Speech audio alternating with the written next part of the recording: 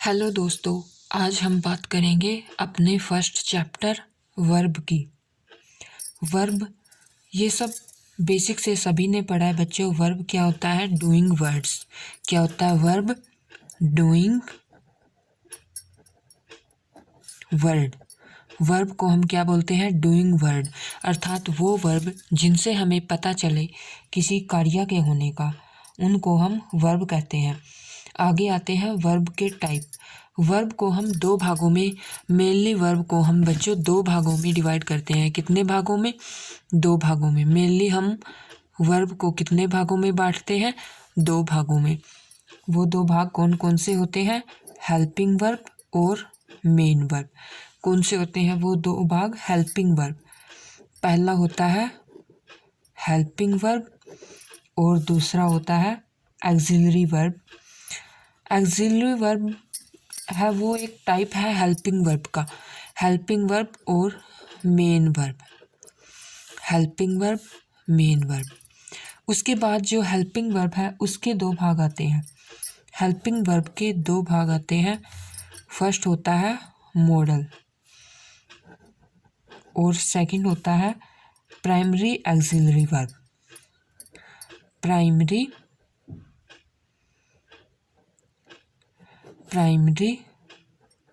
Axillary verb. Primary axillary verb. जो primary axillary verb होती हैं ये तीन होती हैं, बी, डू और हैव। बी, डू और हैव। जैसे बी में आती है इज, एम, आर, वाज, वर, और डू में आता है डू, डज और डिड, और हैव में आता है हैज़, हैव और हैड। और मॉडल्स आपको सभी को पता है बच्चे, जैसे can, could, may, might, should. ये सब मॉडल्स होते हैं जिनके बारे में अभी हम आगे बात करेंगे। और जो axillary verb, primary axillary verb का आपको सबको पता चल गया है। मेन वर्ब वो होती है जो वाक्य में मुख्य क्रिया के स्थान पर आती है, जो मुख्य क्रिया का काम करती है वो होती है मेन वर्ब। और जो मुख्य ना होकर अपितु उनसे पहले लगाई जाती है वो होती है हेल्पिंग वर्ब। और जो इसमें मॉडल्स में नीड और डेयर आते हैं, नीड और डेयर को हम मॉडल्स और मेन वर्ब दोनों की तरह से ही कार्य कर सकते हैं, जिससे हम वाक्य में प्रयोग से इसका पता चलेगा। अब हम सबसे पहले बात करेंगे मॉडल एक्सिलरी वर्ब की। जैसे मॉडल्स ये होते हैं बच्चों, जैसे can, could, may, might, shall, will, should, etcetera. इनको मैं यहाँ इसलिए नहीं लिखवा रही क्योंकि हम इनका आगे वर्णन करेंगे। सबसे पहले हम बात करेंगे, चलो सबसे पहले हम वाक्य की बात करते हैं। जैसे she can run fast. She can run fast, वह तेज दौड़ सकती है। रन दौड़ना, रन यहाँ पर मेन वर्ब है और कैन यहाँ पर हेल्पिंग वर्ब है। जैसे एक और वाक्य है, यू शुड स्टडी इंग्लिश। यहाँ पर स्टडी मेन वर्ब है और शुड हेल्पिंग वर्ब है।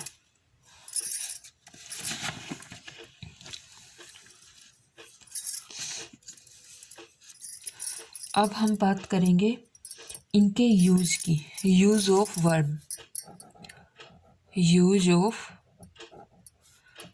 वर्ब, इनके यूज की बात करेंगे।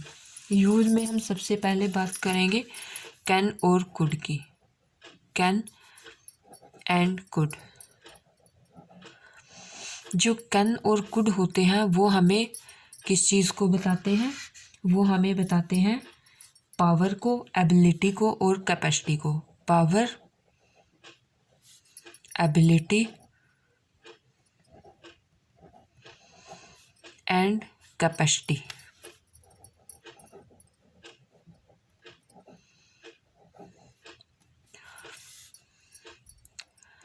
कैन हमें, और जो कुड होता है ये हमें कैन के पास्ट टेंस के बारे में बताता है।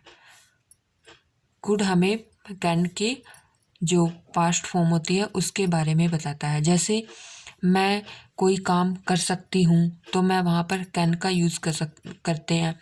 और यदि मैं अपने पास्ट की बात करूँ कि मैं अपने पास्ट में यह काम कर सकती थी तो वहाँ पर हम कुड का प्रयोग करते हैं। जैसे एग्जाम्पल के लिए,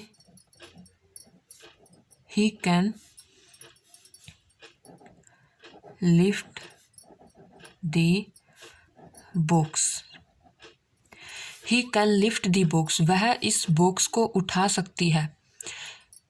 सकता है। इसमें ही की कैपेसिटी की बात की गई है कैन से। कैन से पता चलता है कि वह, उसमें इतनी कैपेसिटी है कि वह इस बॉक्स को उठा सकता है, कैन। और लिफ्ट यहाँ पर मेन वर्ब है, कैन यहाँ पर हेल्पिंग वर्ब है।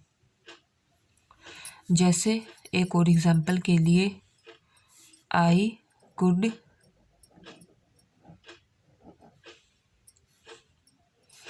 Note come yesterday।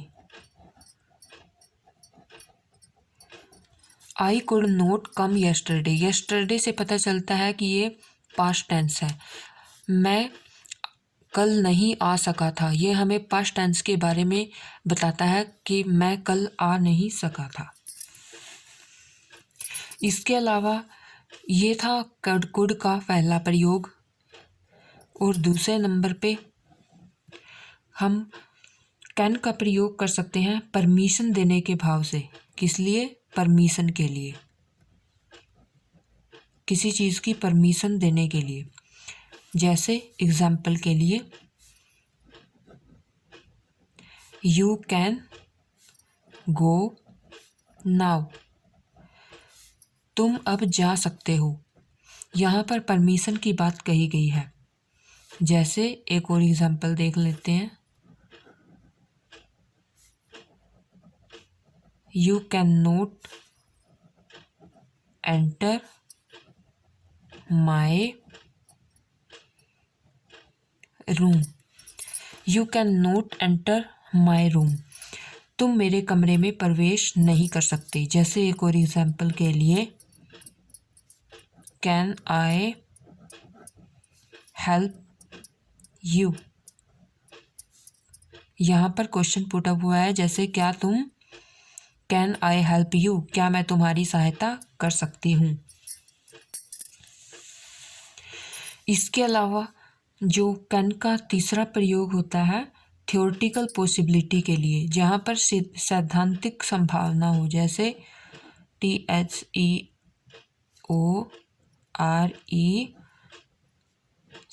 Theoretical possibility.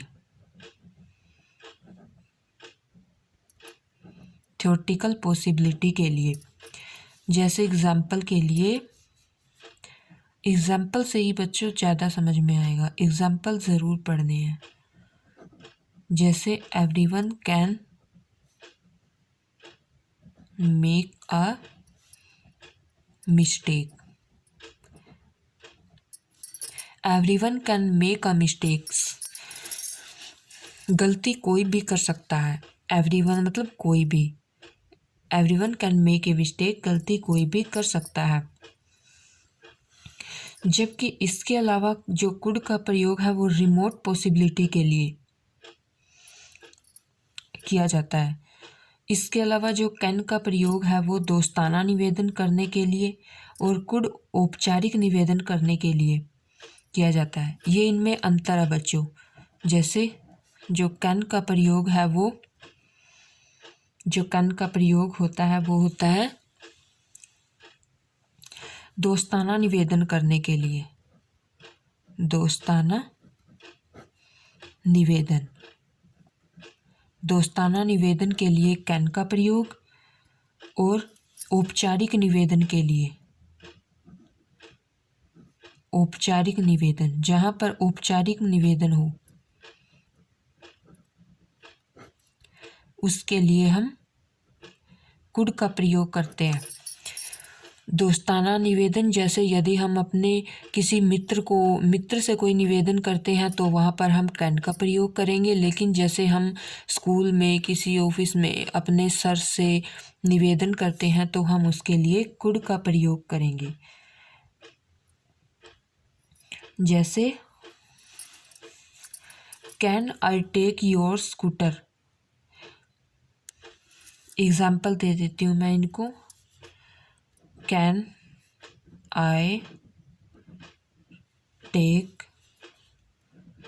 Your scooter, can I take your scooter, क्या मैं आपकी स्कूटर ले सकता हूँ। और एक एग्जाम्पल हम कुड का देख लेते हैं, जैसे could I talk to mister Shukla, क्या मैं मिस्टर शुक्ला से बात कर सकता हूँ। यहाँ मिस्टर शुक्ला ये एक औपचारिक पर्सन है, मिस्टर लगाने से ही हमें यहाँ पर पता चल रहा है, इसलिए यहाँ पर हम कुड का प्रयोग कर सकते हैं। ये पॉइंट इम्पोर्टेंट है। इसमें कैन और कुड में अंतर बताया गया है, जैसे दोस्ताना निवेदन करने के लिए कैन का प्रयोग और औपचारिक निवेदन करने के लिए हम कुड का प्रयोग करते हैं।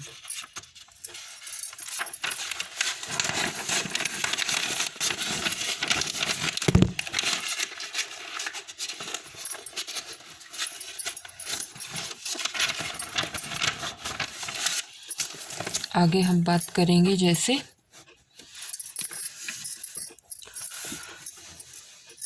हमें कैन और कुड, जहाँ पर हम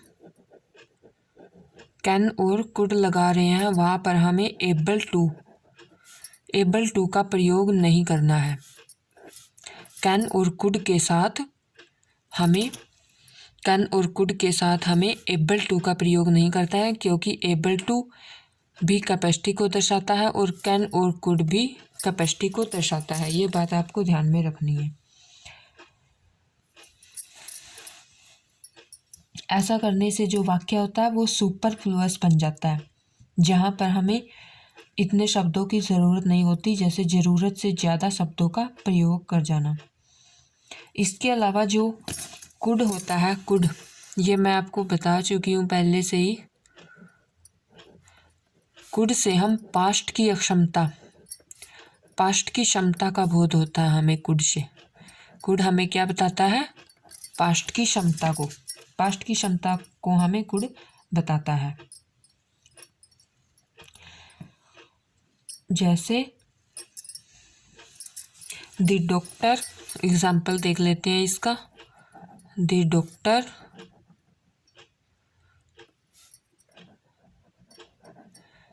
could not save the patient.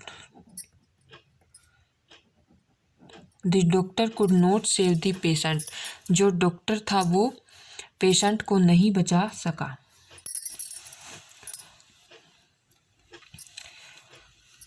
अब हम